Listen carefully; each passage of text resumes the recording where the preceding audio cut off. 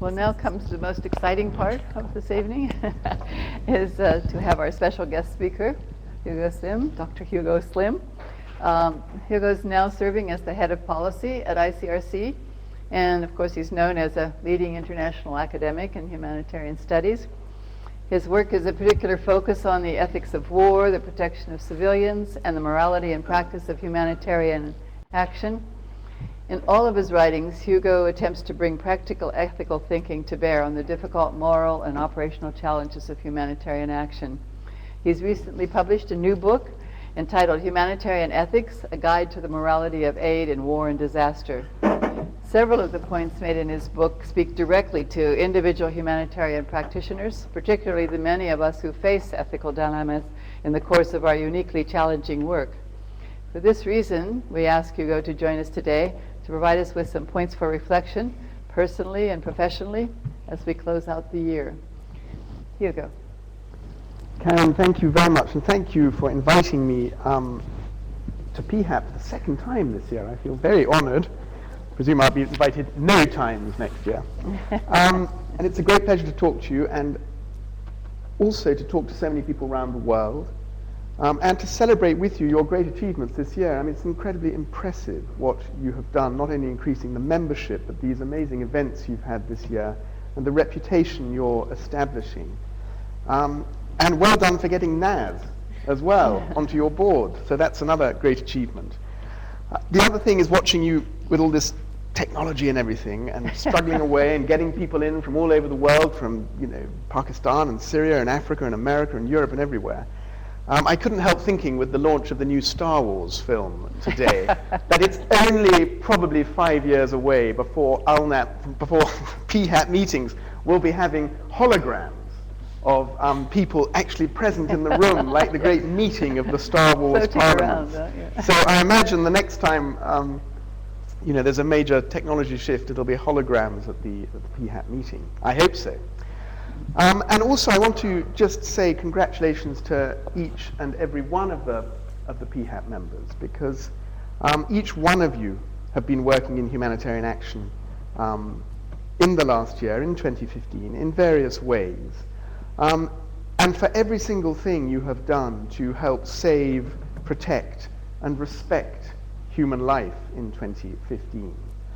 Whether you've been in a frontline role somewhere, or in a training role, or in a management role, or in an academic and study role, or even in the most abstract blah blah role of policy, where I sit. Hopefully, even policy has an impact. But everything is important, and wherever you sit as a PHAP member, I congratulate you on what you've done to save and protect and respect a human life this year. And I think as we work as humanitarian professionals, it's very important always to hold people in our minds, people who are suffering, people who are surviving, people who are recovering, and to stop regularly and think about their experience and the relevance of what we're doing, to see if what we're doing is really relevant, how it can be more relevant to their lives. So thank you for being here online today in PHAP's amazing global reach all around the world in 146 countries. And as Karen said, after your formal AGM, I'm the informal bit, and I've been invited to talk about my book, specifically about my book, so I will do that. And my book is called Humanitarian Ethics, A Guide to the Morality of Aid in War and Disaster. And I'm going to just do three things, really answer three questions. I've been asked to think about why I wrote the book, give a brief outline of the book, and then I've been asked a little bit to focus on chapter 6, which apparently is Angharad's favorite chapter. So I've been asked to think a little bit about that as well. So let me start. Why did I write this book?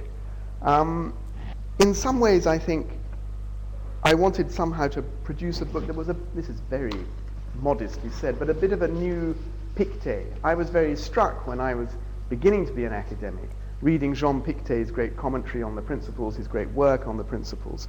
And I just always thought in some way maybe someone should be brave enough to try and write again about these things in a way. So I was very much inspired by his work and trying to do that.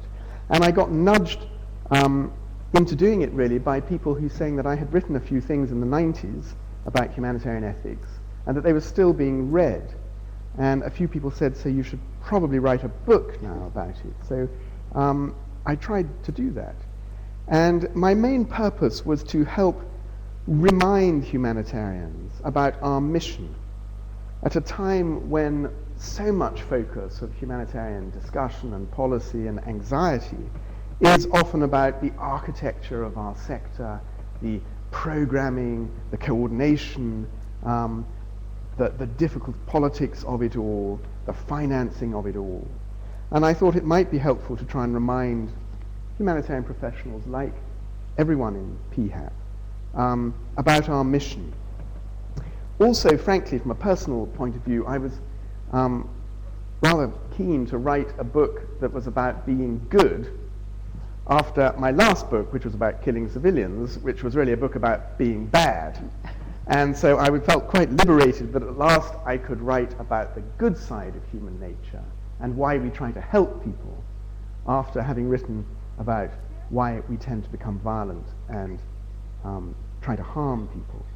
So that's really the main motivations for why I wrote the book.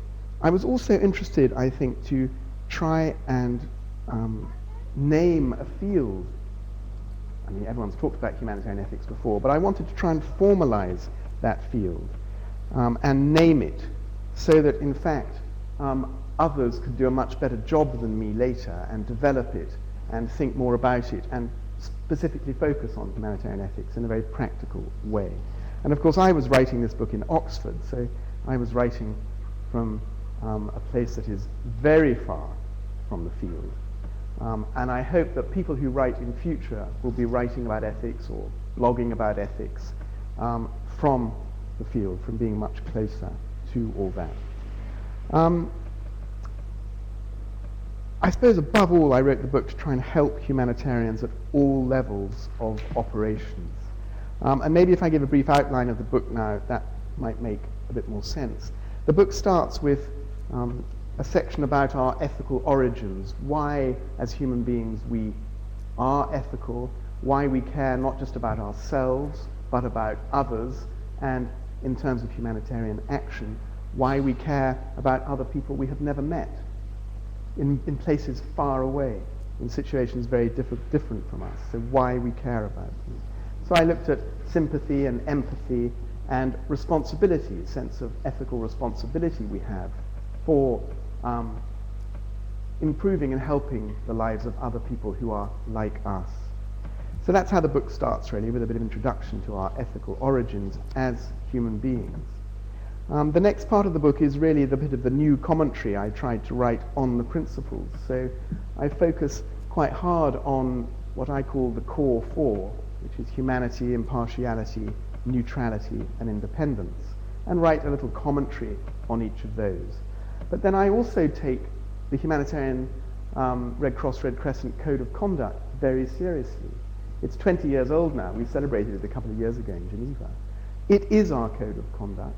I'm sure many PHAP members work for organizations that have signed it. And I think it's very good. I think it's very important. So I also wrote an additional sort of commentary on the 6 other principles of the Code of Conduct around participation and inclusion, capacity building, sustainability, accountability, dignity of representing people who are suffering.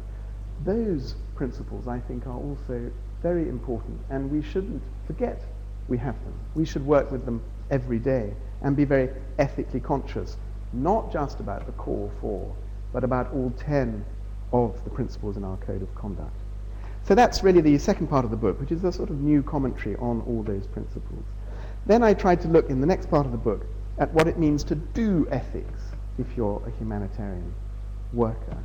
And so I looked at the whole area of deliberation, how you think about difficult ethical choices you have as an individual, as a group in a team, as a big organization. What can we say constitutes good deliberation?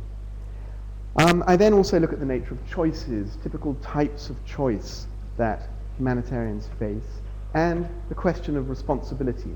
How can we rigorously examine what is our responsibility in a difficult situation? How can we make sure we are being responsible for everything we should be responsible for? And then I have the biggest chapter of the book, actually, which is obviously not Angharrad's favourite chapter, is a chapter on typical moral problems. So I identify a range of problems, the old problems of are you making something worse, by your actions, the risk of moral hazard. What are the risks of associations with ambivalent or outright difficult and inhumane operators in a war, like armed groups and military and whatever. And the question, which is a very real one for me now that I've joined the ICRC, of lives and sacrifice, and when is it ethical for a humanitarian to give her life or to give his life, and when is it, in a sense, negligent? When would it be the fact that this was a life given badly because of agency negligence? So I look at the question of sacrifice, which is often, and self-sacrifice, which is often not really examined consciously because it's publicly very difficult to discuss as an ethical issue for humanitarian workers. But in the ICRC and the Red Cross movement, as you know, we've lost many people this year in Syria and Yemen, and it is a serious ethical challenge and problem for each one of us in the PHAP membership. It's a personal challenge, either as leaders or as people who may be at risk. And then finally, the last chapter is about what would it be, what constitutes being an ethical humanitarian worker. And I look not just at the virtues of humanity, impartiality, but also more personal virtues like courage and patience and things, which I'll come back to at the end. So now looking to Angharrad's favourite chapter, chapter 6. I'm just wondering, I didn't check, but I think it might be the shortest chapter. Maybe that's why Angharrad likes it, so we should have a look. Anyway, that chapter is called What Kind of Ethics is Humanitarian Ethics? And I describe our system, obviously, in ethical terms. If you're a moral philosopher, you look at it and you think, this is a principle-based system. So this form of ethics is principalism, as a moral philosopher would say. We have principles and we try and live up to them. It lays out a set of ideals that we would have as a profession. And I recognize that trying to live those ideals, those principles of humanity and impartiality and participation and inclusion and capacity building, living those principles, we tend to have three levels of operation we might be at. And the most immediate, of course, is the intimate level of humanitarian ethics, where you, as members of PHAP, will be sometimes face to face with an individual who you are trying to help, who needs support, protection, assistance, some support for their dignity in some way. And there's an intimate level of humanitarian ethics that is really at the heart of our work. And then there are a more operational level, operational questions of, how do we work? Should we give this kind of program? Is that going to make things better or worse? A more operational view. Should I send my team into that area, or should I actually say it's too dangerous? How do we do it? Who are the best people to use, etc.? How do we negotiate access? These operational level of questions. And finally, of course, there's a big sort of strategic level of ethics, more geostrategic, which is which country shall I work in? Shall I work in CAR where it's going to be hard and I may not get much money, or shall I go and try and work in a cyclone or a high-profile emergency where I can get more money, but etc. So big ethical issues at different levels. And what I was arguing in this chapter is that our principles, of course, they guide us, but they're not. You can't just roll them out. You can't just say, right, I've got these principles, now I'm in this situation, now I'm going to roll out the principles and enact the principles easily. Because, of course, you are working in the context of very hard politics, very passionate, usually violent politics, which is not going to let you just roll out your principles in an easy way. So being humanitarian and ethical, the nature of humanitarian ethics is how you interpret those ideals in a very realistic, hard political setting. And that, for me, involves a struggle to work out the best humanitarian mix in very complicated politics of conflict and disasters. So let me just read a little from, and Harrod's asked me to read a bit, so I will. And it goes like this. Humanitarian ethics lives in this tension between humanitarian ideals and political reality. It has its ideals, but is soon thrust into reality. In most armed conflicts and disasters, humanitarian action is not a simple ethical goal that is routinely and easily applied or enacted as obvious political morality. Instead, humanitarian action is a fundamental moral ideal that must be struggled for in very non-ideal circumstances, in which longer-range political goals or downright unethical objectives are being given greater priority by those in power. The simple good of reaching out to save a life is soon challenged, constrained, and compromised amidst the fierce passions of national politics and the calculating grand strategy of geopolitics. So I go on to say that humanitarian action is the pursuit of certain goals within the context of other people's politics, and is consequently carried out in the political sphere above all.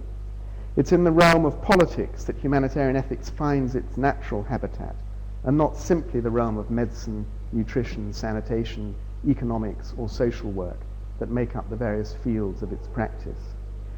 Doing humanitarian work at scale is doing politics. And this means that struggle is perhaps the 11th major principle of humanitarian action, and the principle that is most predominant as it is practically applied. Thea Hilhorst is right to describe humanitarian action as an arena. Humanitarian action routinely faces very real opponents who disagree profoundly or opportunistically with humanitarian ideals. And it's for this reason that Ronnie Brauman says that it is necessary for humanitarian action to remain in tension with whatever kind of power is around it. So that's the main point from that chapter, which is really, although we are a profession of ideals and principles, we can't just roll those principles out. We're going to have to struggle to find ways to realize those principles, to be humane, to be as impartial, to be as neutral, independent, and capacity building as possible within a situation. And that means interpreting what our principles and our values means in very hard situations. So that, for me, is the nature of humanitarian ethics. We are ultimately not, once we arrive in a difficult place, we are not humanitarian idealists. We have to become humanitarian realists and operate within hard politics and interpret and get the most out of our principles that we can. This means, therefore, that a good humanitarian performance must have a strong ethical dimension. People in humanitarian operations must have deliberated ethically. They must have made choices and be conscious of the choices they make, and they must have reviewed those choices repeatedly, and they must have been as principled as possible. Effective humanitarian action is action which saves, protects, and respects human beings impartially as much as possible, and ideally neutrally and as independently as much as possible, and as inclusively and as capacity buildingly as the rest of the code of conduct requires. So if we're talking of effective humanitarian action, which we are very often these days, effectively means ethically as much as possible. And then finally, just to end, thinking of you, each of you, as individual humanitarian workers in the PHAP network, I want to focus, as I do in the last chapter of the book, on personal virtues, as well as the humanitarian virtues of neutrality and impartiality and humanity and independence. There are other virtues that you all need when you work in humanitarian action, and those are the ordinary virtues of any human endeavor. If you're trying to pull something off that's difficult, you're going to need courage, patience, practical wisdom, as the philosophers call it, real integrity, humanitarian integrity, which means that people who meet you know you are, above all, a humanitarian. They see in your aura, in your way of being, that your purpose is only humanitarian.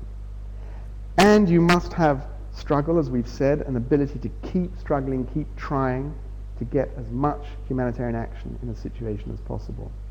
And I would encourage you also to have hope, because you will be a very unhappy humanitarian worker if you do not have hope of some kind.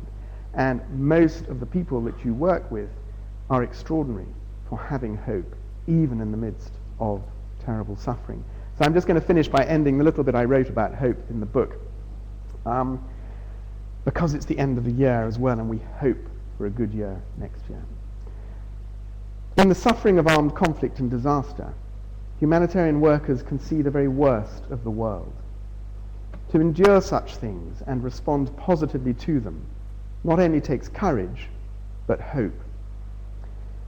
There's a famous Greek myth which tells the story of Pandora, who was given a beautiful box by the gods and told never to open it. Naturally, she was curious, and she could not resist and had a peep inside the box. And as she opened it, out of the blocks flew all the evils of the world, which went on to create havoc and misery in human lives. But at the very bottom of the box was hope. And this hope also flew out and took its place in human hearts. And in the worst of times, hope is often all we have with which to struggle against the terrible things around us. Humanitarians need to cherish hope. Often they will discover it in people they are trying to help. Often it will be best found in small instances of humanitarian success, like a life saved, a new life born, a successful distribution, or the eventual sound of laughter after incredible fear. Humanitarian action is itself an act of hope. It resolutely continues to express the value of human life, the existence of human kindness, and the conviction that we are a loving species. Humanitarians need to be hopeful for themselves and for others. Being hopeful does not mean being absurdly optimistic. It simply means knowing that the world does not turn on bad things alone, but also on good. Hope then seeks out this good. So I hope you all will try and remain to be as hopeful as you can and share hope with the people you're trying to help wherever you are around the world. And I wish you all and PHAP a fantastic 2016. Thank you. Thank you. Well, thank you very much.